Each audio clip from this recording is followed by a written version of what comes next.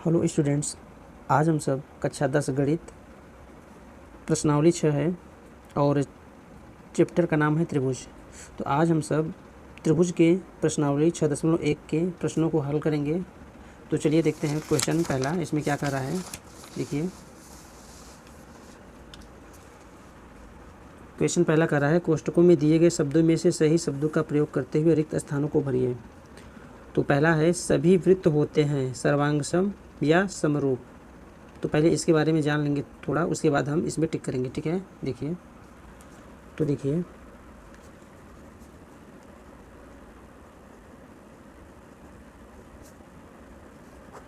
प्रश्नावली 6.1 में पहले हम लोग सीखेंगे सर्वांगसम।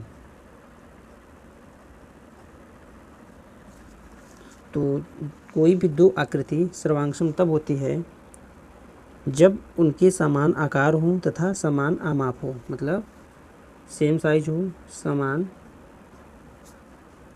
आकार हो। आकार का मतलब बच्चों यहाँ पे हो जाएगा शेप, और समान आमाप।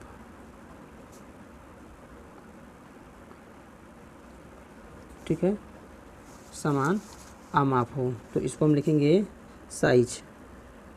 ठीक है, तो अगर दो आकृति सर्वांगसम तब होंगे जब उनका जो शेप हो, बनावट हो, आकार वो समान हो और उनकी जो दूरी हो, लंबाई चौड़ाई जो भी हो, क्या हो, बिल्कुल साइज हो जो वो सेम हो। ठीक है, समान हो, तो इसको हम बोलेंगे सर्वांगसम। अब बच्चों यहाँ पे समरूप दिया है तो इसको हम समरूप के बारे में लिख सकते हैं कि दो आकृतियाँ जिनके आकार समान हो ना, आकृतियाँ जिनके आकार समान हो, दो आकृति जिनके आकार का मतलब बच्चों शेप जो हो समान हो। ठीक है, लेकिन इनका जो आमाप हो वो समान हो या ना हो, लेकिन यहाँ पे लिखेंगे कि लेकिन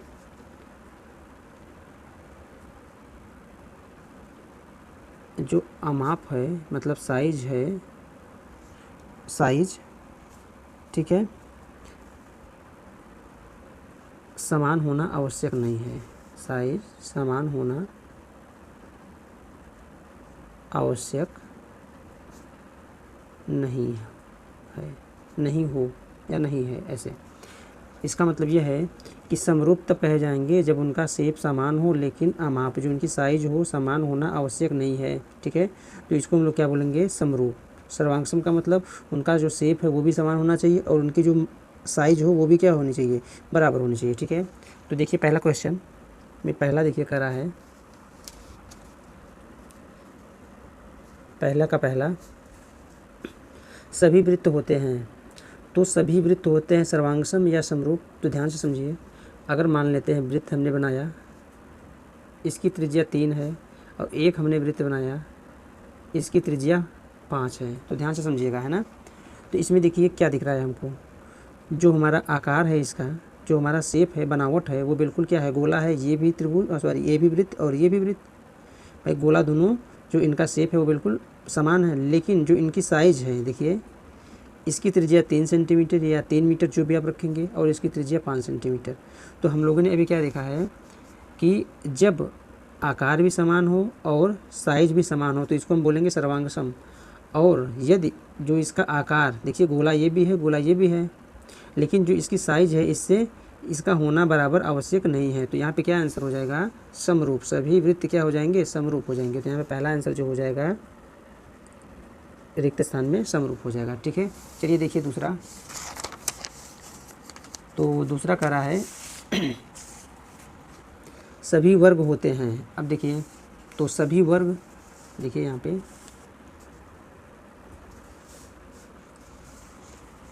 मान लेते हैं दो अभी वर्ग हम बनाएंगे। यहाँ पे एक वर्ग, दो वर्ग, इनमें सभी की भुजा 2 सेंटीमीटर, इनमें सभी की भुजा 3 सेंटीमीटर। तो देखिए यहाँ पे ये दो दो सभी हो जाएंगे, वर्ग है तो वर्ग की चारों भुजा आपस में क्या होती है, बराबर होती है ना। तो देखिए इन्होंने कहा कि क्या होगा, समरूप होगा कि सर्वांगसम होगा। तो आपको पता है क्या कि सर्वांगसम में क्या क्या होना चाहिए। देखिए सर्वांगसम में आकार जो उनका शेप हो वो भी समान होना चाहिए और जो उनकी साइज हो वो भी क्या होनी चाहिए, समान होना चाहिए। और समरूप में क्या हो, आकार, आकार का मतलब जो उनकी बनावट है जिस तरीके की वो बिल्कुल समान होना चाहिए, है ना। और इनकी जो साइज है इससे कोई इसमें आवश्यक नहीं है। तो देखिए यहाँ पे ये 2 सेंटीमीटर, ये 3 सेंटीमीटर, लेकिन वर्ग बच्चों इसी तरीके से बनेगा, है ना। तो ये क्या हो जाएगा हमारा समरूप, ये भी क्या हो जाएगा समरूप। तो यहाँ पे लिखेंगे ये भी क्या हो गया समरूप, दूसरा भी क्वेश्चन। चलिए तीसरा देखिए। तो तीसरा क्वेश्चन में कह रहा है कि सभी त्रिभुज समरूप होते हैं। कौन से त्रिभुज? तो यहाँ पे देखिए सभी त्रिभुज समरूप होते हैं, तो यहाँ पे समबाहु त्रिभुज होगा, है ना। यहाँ पे कौन सा त्रिभुज होगा, समबाहु त्रिभुज। तीसरा में क्या हो जाएगा, समबाहु त्रिभुज। ये क्या होंगे, सभी समबाहु त्रिभुज क्या हो जाएंगे, समरूप हो जाएंगे, क्योंकि इनकी जो समबाहु त्रिभुज की प्रत्येक भुजा बराबर है और इनका जो संगत कोण भी होगा क्या होगा बच्चों, बराबर होगा। जैसे देखिए यहाँ पे अभी हम चौथा जो क्वेश्चन है, देखिए इसमें क्या कर रहा है कि भुजाओं की समान संख्या वाले दो बहुभुज समरूप होते हैं यदि उनके संगत कोण क्या हो, तो उनके संगत कोण क्या होने चाहिए, बराबर, और उनकी संगत भुजाएं क्या हों, समानुपाती। तो यहाँ पे बच्चों पहले भरा जाएगा बराबर और दूसरे वाले रिक्त स्थान भरा जाएगा समानुपाती, ठीक है। तो देखिए पहले बराबर भरा जाएगा और दूसरे में समानुपाती, ठीक है। ये पहला क्वेश्चन था। चलिए दूसरा क्वेश्चन देखते हैं। क्वेश्चन नंबर दूसरा कर रहा है कि निम्नलिखित युग्मों के दो भिन्न भिन्न उदाहरण दीजिए। तो समरूप आकृतियाँ क्या क्या हो सकती हैं, तो देखिए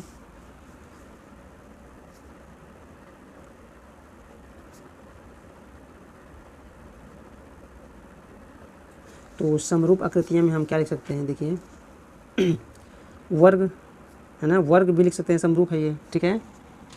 तो देखिए यहाँ पे लिखेंगे जो जो ऊपर मिला है, वर्ग, समबाहु त्रिभुज, समबाहु, है ना, समबाहु त्रिभुज, वर्ग, समबाहु त्रिभुज, ये कौन सी आकृतियाँ हैं, समरूप आकृतियाँ की हो सकती हैं, ठीक है। और दूसरा देखिए इन्होंने कहा है क्या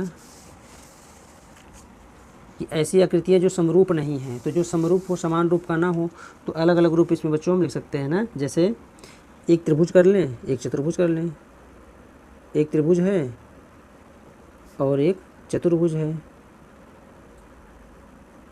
त्रिभुज और चतुर्भुज ये क्या है, समान आकृति के हैं, नहीं है, ठीक है। इन्होंने यही तो कहा है कि जो ऐसी आकृतियाँ जो समरूप नहीं है, तो समान रूप के हैं क्या, ये नहीं। क्यों, क्योंकि त्रिभुज बच्चों ऐसे बनेगा, जो हमारा चतुर्भुज बनेगा ये किसी भी तरीके से बनाएंगे लेकिन जिसमें 4 भुजा होगी। तो देखिए क्या ये समान है, नहीं है। और क्या हो सकता है जो समरूप नहीं है, तो यहाँ पे हम और कई ऐसे उदाहरण ले सकते हैं। जैसे मान लेते हैं हमारा ये पहला वृत्त हुआ, ठीक है। अगर ये वृत्त हुआ तो आगे हम क्या लिख सकते हैं बच्चों, इसको भी वर्ग ले लेते हैं। देखिए क्या ये समान है, बिल्कुल नहीं है। तो ये क्या हुआ, असमान। यहाँ पे क्वेश्चन यही कहा था ना कि ऐसी आकृतियाँ जो समरूप नहीं है, तो यहाँ पे देखिए समरूप आकृति है क्या, नहीं है। तो इस प्रकार हम ऐसे लिख लेंगे, ठीक है। अच्छा इसमें नोट करके बच्चों ये लिख लेंगे, है ना, नोट करके यहाँ पे लिख लेंगे कि सभी सर्वांगसम आकृतियाँ, यहाँ पे लिखेंगे कि सभी सर्वांगसम आकृतियाँ, सभी सर्वांगसम आकृतियाँ क्या होती हैं, समरूप होती हैं।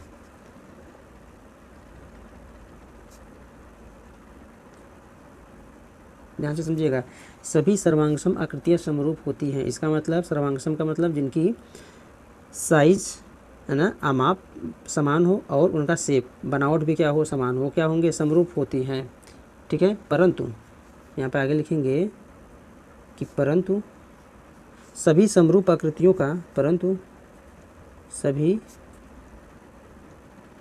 समरूप आकृतियों का, परंतु सभी समरूप आकृतियों का सर्वांगसम होना, सर्वांगसम होना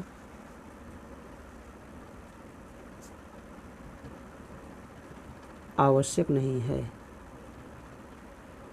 ठीक है बच्चों, इसको हम क्या करेंगे, ध्यान में रखते हुए प्रश्नों को देखेंगे। ठीक है, कि सभी सर्वांगसम आकृतियाँ समरूप होती हैं, परंतु सभी समरूप आकृतियों का सर्वांगसम होना ये आवश्यक नहीं है। चलिए देखिए अगला प्रश्न। देखिए क्वेश्चन नंबर 3 कर रहा है, बताइए कि निम्नलिखित चतुर्भुज समरूप है या नहीं।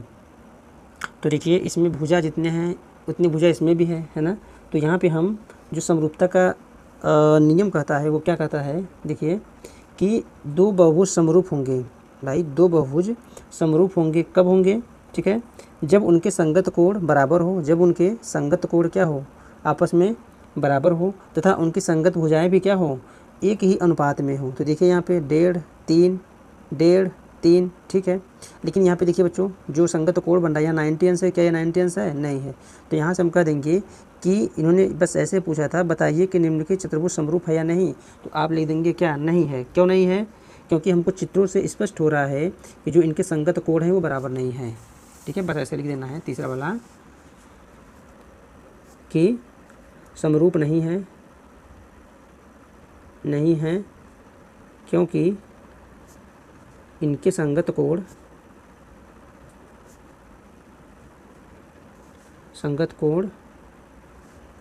90 अंश नहीं है।